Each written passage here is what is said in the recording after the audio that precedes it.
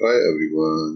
आज की इस वीडियो में हम डिस्कस करेंगे कि अगर आप किसी प्रोजेक्ट पे काम कर रहे हैं और उसमें आप प्रोग्रेस बार शो करवाना चाहते हैं कि एक टास्क कितने परसेंट कंप्लीट हो चुका है, तो उसको कैसे शो करवा सकते हैं। आइए देखते हैं इस टेबल में। आप जिस एरिया में प्रोग्रेस बार शो करवाना चाहते हैं उसको सिलेक्ट कर लें। उसके बाद होम टैब पे क्लिक करके अब कंडीशनल फॉर्मेटिंग पे क्लिक करें और न्यू रूल पे क्लिक करें।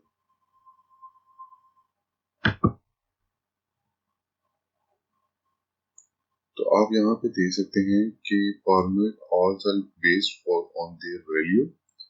देन आपने फॉर्मेट स्टाइल में टू कलर शो कर रहा है, इस पे आप क्लिक करके डेटा बार पे क्लिक करें। तो यहाँ पे वो आपको ऑप्शन दे रहा है ऑटोमेटिकली।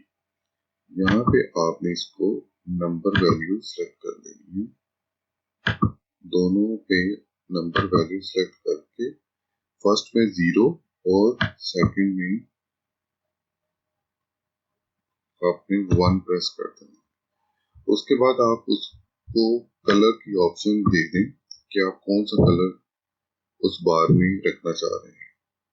यहाँ पे क्लिक करके आप कोई सा भी कलर दे सकते हैं। लेट्स सपोज हम येलो क्लिक कर लेते हैं, ओके प्रेस कर देंगे। तो इस पे जब आप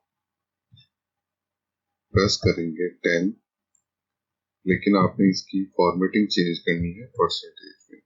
उसके लिए आप राइट क्लिक करके फॉर्मेट सेल पे जाएं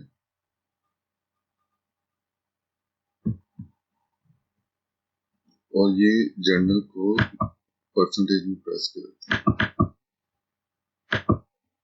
तो आप जब इस पे 10 प्रेस करेंगे तो वो 10% शो करेगा, 20 प्रेस करेंगे तो 20%, 30, 50 एंड आप 90 प्रेस कर दें तो आपको 90% बार शो करेगा।